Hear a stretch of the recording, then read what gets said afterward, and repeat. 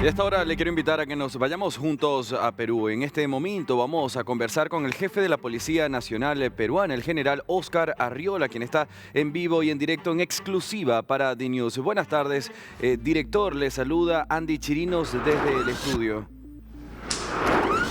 Muy buenas tardes, Andy. Un gusto poder hablar contigo y a través tuyo a tu audiencia. Encantado de hacerlo. Muy buenas tardes de Perú. Muy buenas tardes y bienvenido nuevamente. Nosotros en este caso queríamos establecer este contacto para hablar de diferentes temas, como por ejemplo lo que son las políticas de seguridad a aplicarse en los venideros tiempos. ¿Cómo es esta lucha contra la delincuencia allí en Perú en este momento? Le escucho con atención.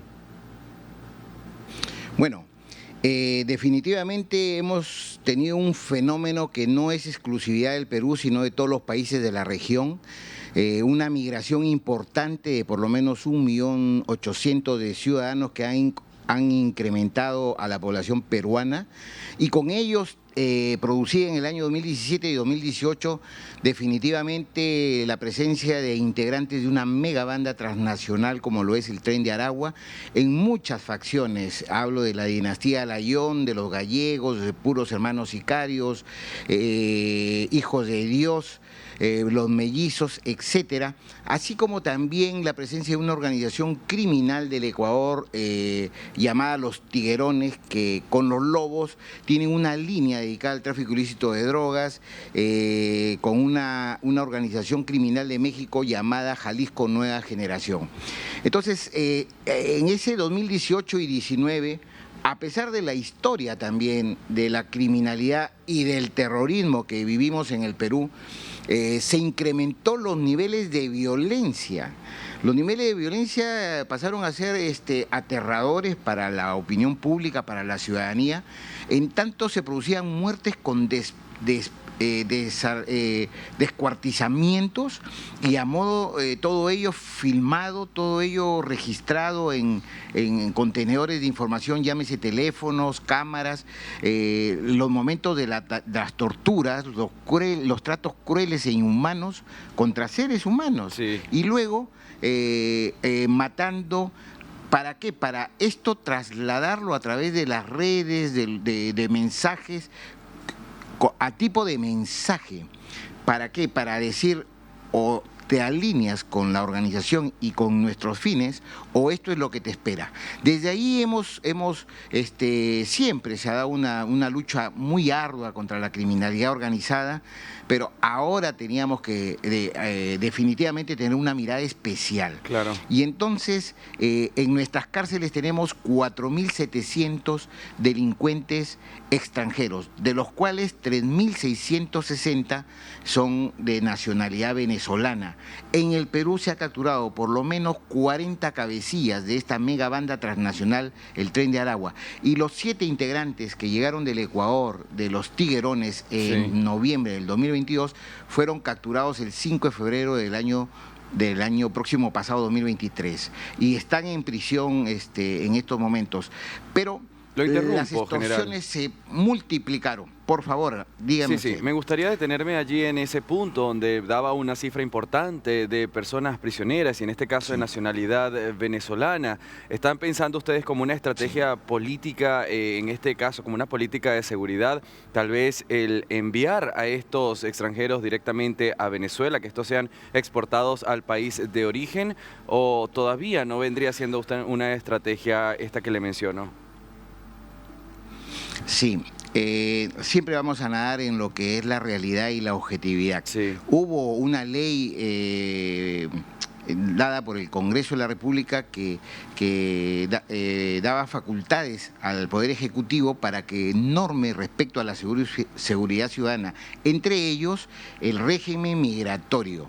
Y entonces por ahí que hay mucha agilidad y proactividad, pero también la capacidad de respuesta del país del norte para recibir ¿cómo se llama?, a las personas que deberían ser expulsadas administrativamente, con un debido proceso, no se cumple. Y ya hemos tenido un problema por la cual se tuvo que dar una situación de emergencia en las fronteras para la gente que pretendió salir de Chile, por decir.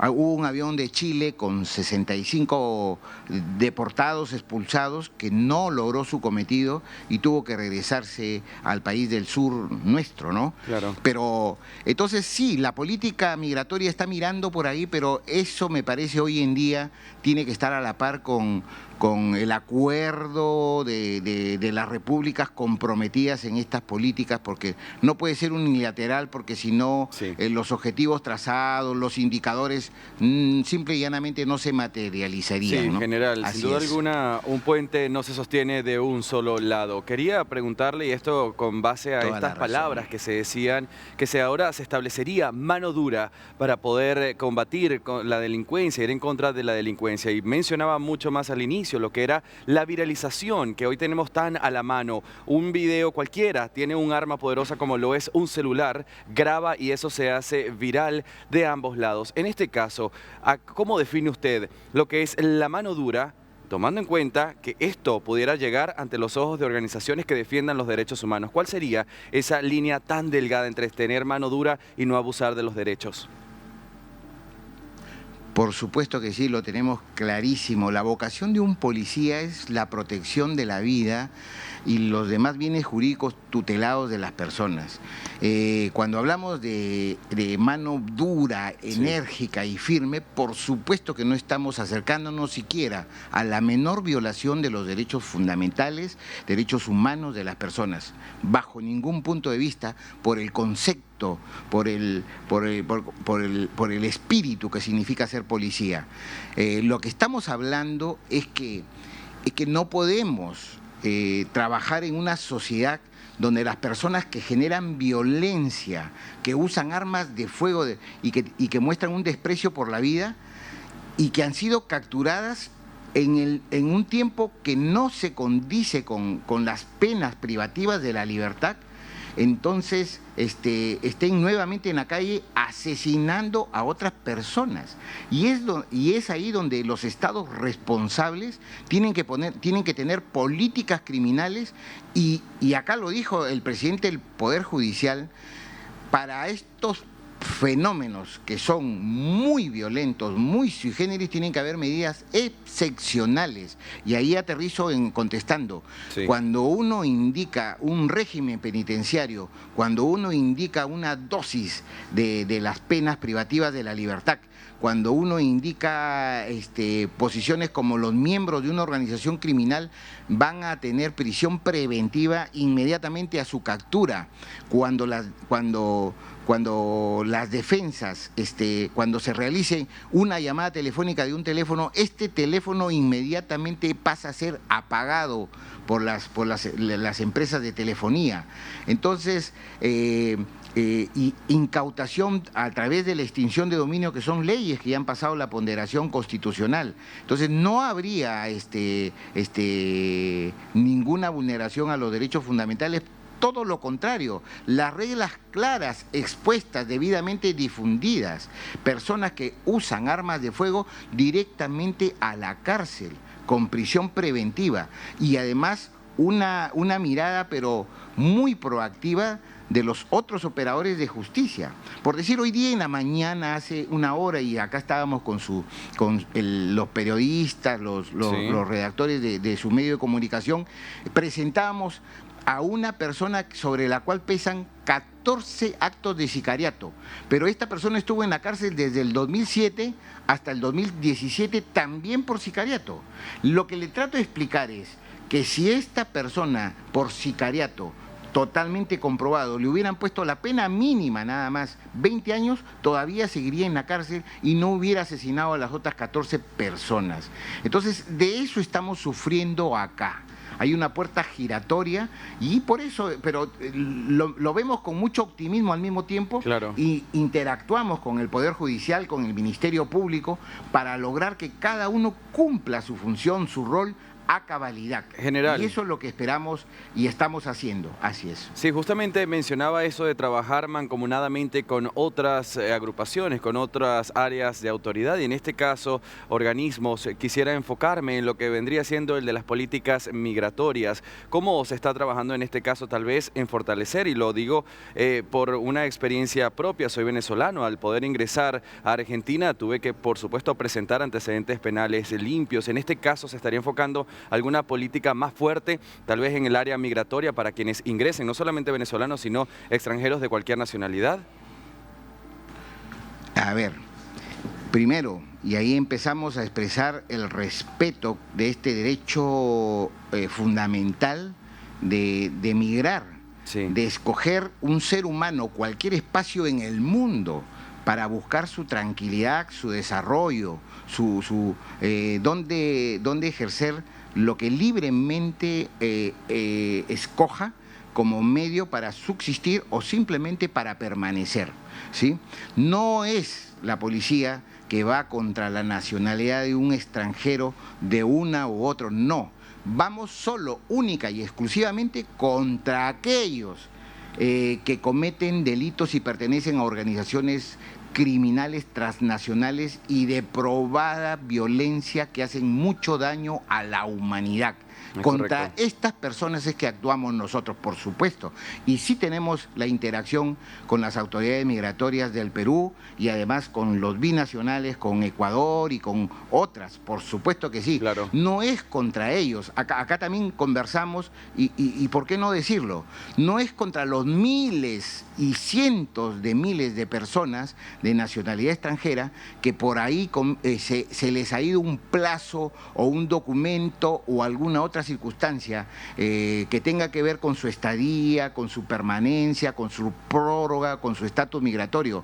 Y no, porque son de carácter administrativo. Claro. Ellos pueden esperar toda su existencia y acá viviremos porque el aire y el oxígeno es para todos los seres humanos. Esa es una buena mirada. Claro. Pero sí tenemos que ver contra aquellos que además de ser irregulares, lo único que hacen es cometer delitos y son personas que hemos comprobado porque también conversamos con ellos, es que ellos ya se consideran muertos, por eso que muestran un desprecio por la vida. Ellos han estado en regímenes en otros lugares y cito su país con todo y el debido respeto, que ya estaban muertos, ellos se consideraban que están vivos acá gratis, o sea, han pasado una serie de peripecias y es por eso que su vida la dedican a empuñar un arma, a consumir un tusi, a escuchar una música X contra la cual tampoco discriminamos. Lo único que nos oponemos, como todo ser humano, el respeto de un ser humano por otro, claro, más aún en la y forma sin duda que alguna, faltan el respeto. Sin duda alguna, general, en este caso esta conversación que estamos teniendo, que le agradezco y la comunico con usted con todo el respeto necesario para llevarla a cabo. Mencionaba usted las palabras que el aire era para todos, pero quiero aprovechar esta pantalla y ya que estoy hablando para Latinoamérica, todo extranjero debe entender una cosa: las reglas están para cumplirse, sea el país en el que usted vaya a llegar, tiene que cumplir los reglamentos. Quisiera correrme en este momento de un lado de la crisis migratoria, que no solamente afecta al Perú, sino también a Latinoamérica y al mundo entero. Pero en este caso nos vamos a enfocar en lo que ha sucedido con Ecuador, también el ex candidato presidencial Rafael Villavicencio, cuando fue asesinado, Fernando Villavicencio quiero decir, y lo que se dijo al respecto de esta arma general que tenía registro peruano. ¿Cuál es su mirada ante esta afirmación en el programa Punto Final, este programa dominical? Claro que sí. Hace 6 días tuvimos una reunión bilateral entre el comandante general de la Policía Nacional del Ecuador y su par, el comandante general de la Policía Nacional del Perú, y los principales jefes, llámese de inteligencia, de Estado Mayor, de investigación criminal, para ver la forma de operar conjuntamente y de compartir y estar interlazados desde la inteligencia 24/7. Respecto a esta situación que sí fue expresada por el Director Nacional de Investigación Criminal, hay una investigación que ya data, tiene un tiempo atrás, desde los sucesos del señor Villavicencio, que acá lamentamos porque ya es un paso más respecto de la violencia, llegar a ese extremo de eliminar a un candidato por el solo hecho de tener las sanas y claras intenciones de luchar contra la criminalidad. Entonces, sí, pues, lo que sucede es que habría un arma de fuego que fue importada desde los Estados Unidos para el Perú, y acá, por alguna circunstancia que ya suele ser casi una modalidad, o es hurtada, o es declarada perdida, claro, o extraviada, y entonces ya entra al terreno del tráfico ilegal, ilícito de armas de fuego, municiones y explosivos. Entonces, esa es otra figura. Perú no produce armas, no importa el Perú armas, pero sí puede tratarse, y las investigaciones son prolijas, para que caiga quien caiga. El crimen hoy en día no tiene bandera, y las policías tampoco debemos de tener bandera para operar con nuevamente los términos, pero con mucho respeto, enérgicos, firmes y fuertes. Sin duda alguna estamos en un mundo tan globalizado que es naif, es bastante inocente pensar que lo que sucede en un país no repercutiría directamente en los países vecinos. Y con esto hago mención al prófugo escapado, a Fito, justamente en Ecuador, y cómo afectaría también esto en el tráfico de drogas. ¿Cuáles son las estrategias, estas políticas de seguridad que de ahora en más estarían poniendo sobre la mesa desde Perú para combatir el crimen y las drogas? Por supuesto que sí. El Supremo Gobierno de la Presidenta Dina Boluarte dictó el estado de excepción con el premier Otárola, el estado de emergencia en todas las fronteras de los 5 departamentos que compartimos frontera con Ecuador. Vale decir Tumbes con 140 kilómetros, 240 kilómetros de Piura, Amazonas, Cajamarca, Loreto, y fue personal de la Policía Nacional del Perú y de las Fuerzas Armadas, porque la noticia inicial era que Fito o había ido a Colombia o había venido para el Perú. Fito, integrante de los Choneros, que al mismo tiempo replican un trabajo internacional del tráfico ilícito de drogas con el cartel de Sinaloa de México. Definitivamente se encendieron las alertas, la inteligencia, y además se ajustaron algunas perillas y se adelantaron operativos de tráfico ilícito de drogas en todos los niveles, y estamos hasta este momento siempre evaluando la posibilidad de que personas como estas, que de pronto no vienen a hacer una actividad criminal, pero sí a guarecerse, a ponerse a buen recaudo, de alguna u otra manera pueden empezar con una ola de violencia que se sumaría a las que ya venimos enfrentando. Así es. Bien, nosotros agradecemos entonces sin duda alguna este contacto para conversar sobre temas importantísimos como lo que sucedía directamente con la política, la seguridad, la crisis migratoria que bien reiteraba y ahora repito para ustedes, ha estado afectando no solamente a Perú, no solamente a Latinoamérica, sino al mundo entero. ¿Cuál sería en este caso, general y jefe de la Policía Nacional de Perú, su mensaje para esta pantalla que sirva como la tribuna perfecta para Latinoamérica? Escuchar su mensaje en medio de esta lucha. Bueno, primero un saludo del Comandante General de la Policía Nacional del Perú, el General de Policía Víctor José Sanabria Angulo, a quien yo asisto como jefe del Estado Mayor, y el mensaje es como lo venimos sosteniendo desde hace 4 meses en que tuvimos la suerte de estar en Buenos Aires, Argentina, con la Mercosur, con los ministros de Estado en el despacho de Interior y los comandantes generales de las policías y los principales jefes, de que esta criminalidad organizada transnacional necesita de una mirada distinta a la acostumbrada.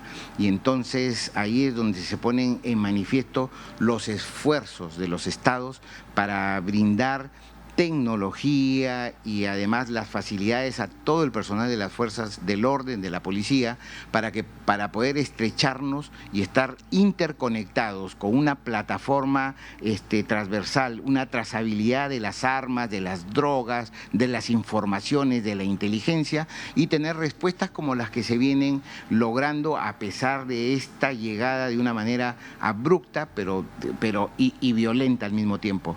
Entonces, este fenómeno criminal también es un desafío para todos los sectores, es multidisciplinario, multisectorial en cada uno de nuestros estados, y es una responsabilidad de todos los ciudadanos también de contribuir a bajar los niveles de índice de criminalidad y de delincuencia común.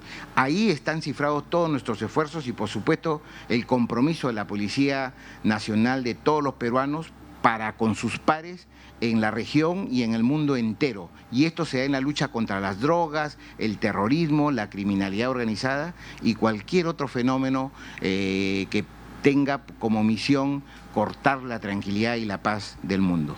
General Óscar Arriola, muchísimas gracias por su tiempo, por haber abierto espacio en su ocupada agenda para conversar con nosotros a través de la señal de DNews para toda Latinoamérica. Muchísimas gracias, que tenga una excelente jornada. Muchísimas gracias.